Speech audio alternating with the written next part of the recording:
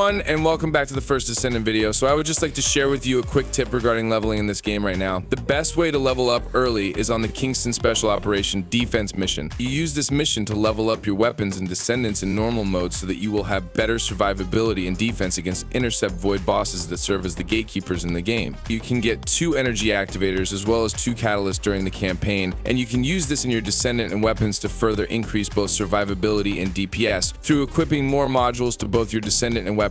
Once you do this, both your weapon and Descendant will reset to level 1, and you will need to level up again, and the Kingston defense is by far the easiest route to max rank both your Descendant and weapon to progress through the campaign. However, this changes when you are in hard mode, and in my opinion, going to a special operation mission like the Kingston defense or the Echo Swamp defense operation will be just a waste of time once you are in hard mode. I say this because you only level up gears in this mission and don't get extra stuff to further improve your build. Right now, I highly recommend doing the ambush point mission in Sterile Land hard mode when leveling your Descendant and weapon up until level 25, and then proceed to the forest outskirts in the White Knight Gulch hard mode to max rank all your equipment. You will benefit more from doing this, as in ambush point hard mode you will also farm gold, Kuiper shards, those code breakers used for the encrypted vaults, tons of reactors, and also weapons which you can dismantle and turn into adjustment control axes that lets you re-roll your stats from the weapon readjustment feature in the workbench. Now, the mission is simple, and in most cases there are always bunny players in here that are farming Kuiper shards and gold. The mission will only take 30 seconds to finish with bunny, and when you have a bunny player in your team, your main goal is to just activate the mission so the bunny player will just kill enemies and lessen the time spent to finish the mission. You take note that you will also need to work and kill enemies once the bunny player decides to pause killing, as he or she will be dismantling stuff in the inventory, because this mission does drop tons of rare weapons and react fast. To avoid downtime, the other players should go kill mobs and finish the mission until the bunny player finishes up dismantling, and just rinse and repeat the process. Once you are level 25, then proceed to the White Knight Gulch to do the fortress outskirt leveling. Now, the leveling method in the forest outskirts has been nerfed in the latest patch, and you can spawn all enemies while waiting on the ledge before killing them all. What you need to do here is to activate the mission, then just run and gun, killing all enemies in the process. The enemies here have higher levels compared to the ambush point hard mode, hence it's good for fast leveling your gears to level 40. In terms of loot, this is also a good farming spot for both gold and Kuiper shards, and as well as weapons and reactors. This mission also has a couple of elite units that drop the advanced neural circuit material, which is a requirement for crafting your crystallization catalyst. However, this mission has low percentage of dropping those code breakers for vault missions compared to the ambush point hard mode, but once you are doing this leveling strategy, you will not bother anymore of even farming those code breakers, as there will be plenty when you will constantly be leveling from 1 to 25 in the ambush point hard mode. If you are going to level up in the special operation defense mission, then you will just be getting gold, experience, and a chance to get amorphous materials, but when you will be leveling an ambush point first until you hit level 25, then finish to level 40 in the fortress outskirts, then you'll end up also with plenty of Kuiper shards and gold to enhance your modules. So basically, you are not just leveling your Descendant and weapon, but you are also increasing their powers. You can also enhance modules. I know there are better farming spots, but sticking with these 2 missions will give you more benefits in my opinion. Just be reminded though that only do this leveling once you reach hard mode and you have better gears to level up quickly without being a burden to random players. So far, most of the players in the Asian server are doing this leveling method, and there will always be people doing the ambush point and fortress outskirt mission. In most cases, players already have decent external components that have defense and health stats to improve their survivability, and they already have at least 300,000 or even 400,000 DPS in their weapon. Use this leveling method when you are already maxing out your builds for hard mode missions, and so far, these missions help me progress through the hard mode missions, especially in the void intercept bosses, smoothly. There is also the option to go directly to the fortress outskirts in the White Knight Gulch, but I added the ambush point in Sterile Land to my leveling routine, as it's really a great farm for the code breakers,